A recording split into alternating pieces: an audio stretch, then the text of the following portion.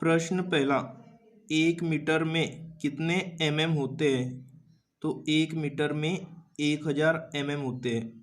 प्रश्न दूसरा, 1 में कितने माइक्रोन होते हैं? तो 1 में 1000 माइक्रोन होते हैं। और प्रश्न तीसरा, 1 माइक्रोन में कितने होते हैं? 1 माइक्रोन में 0.001 होते हैं। प्रश्न चौथा, स्टील रूल बनी होती है किस मटेरियल की? तो उत्तर, steel rule spring steel, stainless steel एवं हाई कार्बन स्टील की बनी होती है। प्रश्न पांचवा, स्टैंडर्ड स्टील रूल से कम कितना माप में व इंच में लिया जा सकता है? तो जो स्टैंडर्ड स्टील रूल होती है उससे में 1/2 तक और इंच में 1/64 तक माप लिया जा सकता है। प्रश्न छठवा, फ्लेक्सिबल स्टील रूल किस मटेरियल की होती है? तो जो फ्लेक्सिबल स्टील रूल होती है वो स्प्रिंग स्टील की पतली पत्ती से बनाई जाती है।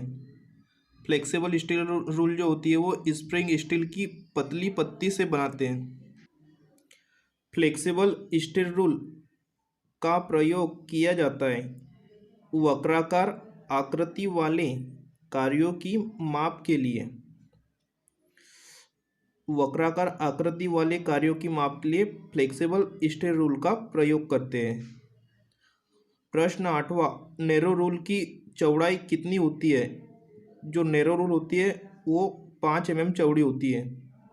प्रश्न नौवां, नैरो रूल का प्रयोग किया जाता है तो जो कम चौड़ी नाली या खाँचों की माप लेने के लिए नैरो रूल का प्रयोग करते हैं। इसके अलावा जो गहरे सुराग होते हैं उनकी माप लेने के लिए भी नैरो रूल का यूज़ किया जाता है। प्रश्न 10वां,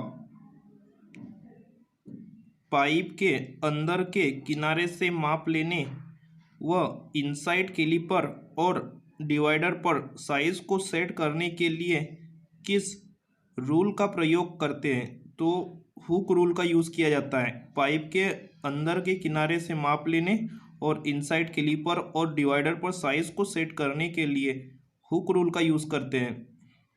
प्रश्न 11वां, श्रिंक रूल का प्रयोग करते हैं पैटर्न मेकर। जो पैटर्न मेकर होते हैं वो श्रिंक रूल का यूज़ करते हैं।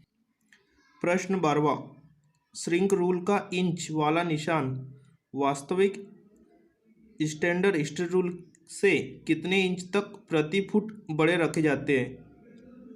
तो इसका उत्तर है, श्रिंक रूल का जो इंच वाला निशान होता है 1/10 इंच से 7/16 तक प्रति फुट बड़े रखे जाते हैं। प्रश्न 13वां, की सीट रूल का प्रयोग किया जाता है किसी शाफ्ट पर चाबीघाट की मार्किंग के लिए की सीट रूल का प्रयोग करते हैं। प्रश्न 14, टेढ़ी मेढ़ी सतहों की माप लेने के लिए किस रूल का प्रयोग किया जाता है? तो स्टील टेप रूल का यूज़ करते हैं।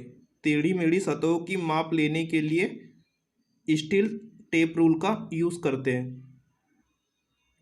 प्रश्न 15, खलिस्तान एक अप्रत्यक्ष मापी औजार है। जो कैलिपर होता है एक अप्रत्यक्ष मापी औजार है। कैलिपर का साइज लिया जाता है तो कैलिपर का साइज जो लेते हैं पिवट पिन या रिवट के सेंटर से गेजिंग पॉइंट तक की दूरी से लेते हैं। कैलिपर का साइज पिवट पिन या रिवट के सेंटर से गेजिंग पॉइंट तक की दूरी से लेते हैं। शुद्धता में माप लेने के लिए कौन सा कैलिपर प्रयोग किया जाता है? तो स्प्रिंग जॉइंट कैलिपर का यूज़ करते हैं शुद्धता में माप लेने के लिए। क्वेश्चन नंबर 18, जेनी कैलिपर को अन्य किस नाम से जाना जाता है? तो जेनी कैलिपर को हर्मोफ्रोडाइट और ऑडले कैलिपर के नाम से भी जाना जाता है। प्रश्न 20वां, ट्राई स्क्वायर का प्रयोग किया जाता है किसी जॉब को 90 डिग्री के कोण में चेक करने के लिए ट्राई स्क्वायर का प्रयोग करते हैं। ट्राई स्क्वायर का ब्लेड बना होता है। ट्राई स्क्वायर का ब्लेड हाई कार्बन स्टील से बना होकर हार्ड और टेम्पर कर देते हैं। ट्राई स्क्वायर का स्टॉक बना होता है। तो ट्राई स्क्वायर का जो स्टॉक होता है वो कास्ट आयरन का बना होता है। इसके अलावा स्टील या एल्युमिनियम के भी ट्राई स्क्वायर के स्टॉक बनाए जाते हैं। ट्राई स्क्वायर का साइज लिया जाता है स्टॉक के अंदरूनी सिरे से ब्लेड के अंतिम छोर तक। ट्राई स्क्वायर का जो होता है साइज लिया जाता है। क्वेश्चन नंबर 24, श्रिंक रूल का प्रयोग कौन सी शॉप में किया जाता है? तो जो मोल्डिंग शॉप होती है, मोल्डिंग शॉप में जो पैटर्न मेकर होते हैं वो श्रिंक रूल का यूज करते हैं। क्वेश्चन नंबर 25, ट्राई स्क्वायर द्वारा चेक की गई परिशुद्धता प्रति 10 mm लंबाई पर खालिस्तान होती है।